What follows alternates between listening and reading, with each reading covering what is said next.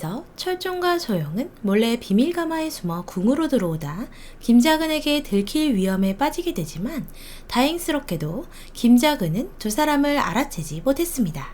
무사히 궁으로 들어온 두 사람. 가장 먼저 철종의 방으로 향하는데요. 철종을 그리워하며 방을 정리하고 있는 상선. 철종의 모습을 보고 놀란 상선은 믿을 수 없었지만 뒤이어 들어온 소용의 모습에 인해 철종이 돌아왔음을 알아차립니다. 상선의 도움으로 환복 후 즉위식으로 가던 중 소용을 공격한 김작은의 수하. 하지만 칼을 잘 다루는 소용이 해결하는데요. 그 시각 즉위식을 알리는 소리가 들리고 당황한 철종. 그런 철종에게 자신이 보험 하나 들어놓았다고 말을 하는 소용. 바로 김한을 시켜 옥새를 훔친 것입니다. 역시 강칠삼의 예상대로 김한은 두 사람에게 큰 도움을 주었네요.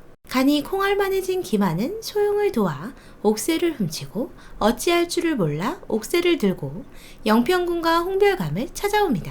옥새를 이용해 감옥에서 나오게 된 두 사람. 궁 밖에선 동비들과 힘을 합한 최상궁, 대령숙수, 홍연은 연막탄을 뿌려 궁으로 들어오게 됩니다. 옥새를 잃어버린 순원왕후는 화가 나 김작은을 채근하고 당황한 사이 동비들이 쳐들어오고 있음을 알게 됩니다. 하지만 눈치 빠른 김작은은 철종의 성동격서 계획을 눈치채고 직접 옥새를 찾아오겠노라 칼을 들고 나섭니다. 그 시각 드디어 즉위식 장소에 오게 된 소용과 철종. 들어가기 직전 지붕 위에서 총을 들고 있던 김작은의 수하를 발견한 소용은 철종의 계획에 차질이 생기지 않게 하기 위해 대신 막아섭니다. 총을 맞고 쓰러진 소용. 또다시 한 발이 발사가 되고 그 총알은 철종이 맞게 됩니다. 그때 마침 감옥에서 나오게 된 영평군과 홍별감이 가면을 쓴 수하를 공격합니다. 정신을 잃고 쓰러진 철종에게 다가가기 위해 손을 뻗는 소용. 다행히 두 사람은 5단의 방탄조끼를 입어 목숨은 구했는데요.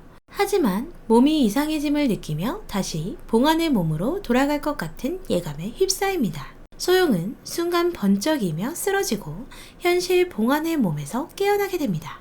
철종의 상황만 확인하고 깨고 싶었으나 그럴 수 없이 돌아가 버린 봉안은 자신을 지키고 있던 형사의 핸드폰으로 철종의 성공 여부를 확인하려 합니다. 하지만 형사에게 들키게 되고 봉안은 도망을 쳐 서점으로 가 조선실록을 뒤져봅니다. 철종에서 철조로 변해버린 역사서. 덕을 쌓은 왕에게 조라는 명칭을 주는 것인데 철종이 성공을 했나 보네요. 다시 조선으로 돌아가 철종은 정신이 돌아오고 소용은 배를 움켜쥐며 쓰러집니다. 통증을 참을 수 없는 소용. 철종을 죽이러 온 김작은. 하지만 철종에게 지고 맙니다. 하지만 김작은을 죽이지 않는 철종. 자신의 인생처럼 껍데기만 사는 것이 얼마나 괴로운지 알며 살아가라 말합니다. 소용은 철종에게 어서 즉위식을 끝내라고 말합니다. 아픈 소용을 두고 가기 힘든 철종. 홍별감에게 소용을 맡기고 영평군과 함께 들어갑니다. 흥분해 화를 내고 있는 순원왕후. 이내 곧 옥새를 들고 철종이 들어오고 대왕대비와 김문 사람들은 놀랍니다. 한편 하혈을 많이 해 쓰러진 소용. 아이와 소용 모두 위험한 상황인데요. 소용과 아이가 오롯이 견뎌내야 하는 상황. 괴롭기만 한 철종은 소용의 곁을 계속 지킵니다. 다음날 아침 소용은 눈을 뜨고 죽음에서 아이와 소용 모두 이겨냈네요. 이른 아침 순원왕후를 서궁에 유폐하겠다고 전하고 대왕대비를 찾아온 소용. 소용은 자신에게 했던 말 그대로 되돌려주는데요. 죽더라도 여기서 죽으라는 소용. 이제 대왕대비의 시대는 끝이 났고 이제 이 자리는 소용의 자리라고 선전포고를 합니다. 자신의 방으로 돌아온 소용은 봉안의 기운이 남아있어서인가요? 욕이 찰지게 짝짝 붙어 기분이 좋습니다. 시원해. 조대비 또한 서궁으로 유폐를 당합니다. 병인이 남겨준 영모 모임 사인으로 영모를 꾀한 내신들을 모두 벌하는 철종. 철종이 꿈꾸던 변화하는 세상이 드디어 시작되었네요. 소용은 자신을 끝까지 지켜준 병인을 찾아가 몸속 숨어있던 자신을 찾아준 것에 대해 감사함을 전했습니다. 또한 봉안이 잘 돌아갔기를 바랐습니다. 김한은 철종과 소용을 도왔기에 벼슬을 받았는데요. 사절단으로 임명받았는데 눈치가 이렇게 없어서야. 철종을 여전히 알아보지 못하는 김한. 엉뚱한 매력이 넘치네요. 영평군은 몰래 연모하던 화진을 보러 가 서로의 안부도 물었습니다. 한편 자신이 써내려간 중전사전을 보던 철종은 무언가 허전함을 느낍니다.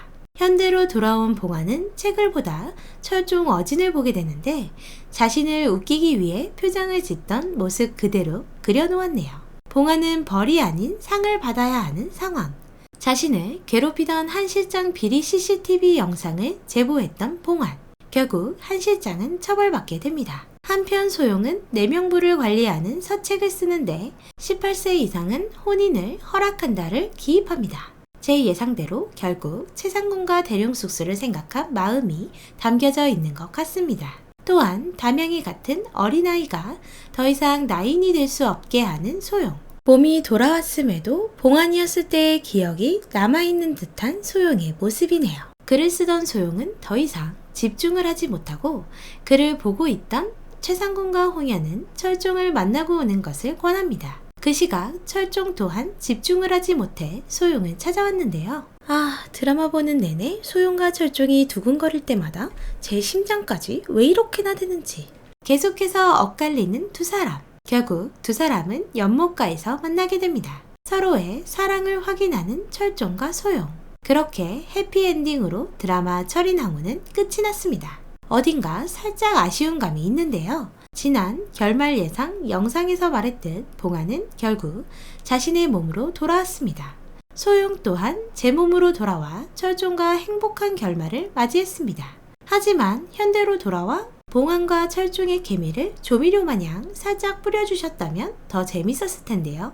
또한 우리의 소봉지가 현대에서 잘 어우러져 살고 있는 모습이 나왔다면 더 좋았을 텐데. 스페셜 대나무 숲에서 소원을 빌었던 것처럼 철종과 소용, 그리고 소용의 엄마인 최상궁, 그리고 아빠 대룡숙수, 언니 홍연이 함께하는 모습을 볼 수 없어 아쉽네요. 많은 분들이 소용의 죽음 그리고 새드엔딩을 예상했었지만 광칠삼은 소용과 철종의 해피엔딩을 끝까지 예상했었습니다. 소용을 뺀 철종은 도저히 상상도 안 됐거든요. 그동안 주말 저녁을 책임진 드라마 철인항우. 마지막 회까지 재미있게 보셨다면 좋아요, 구독 부탁드립니다.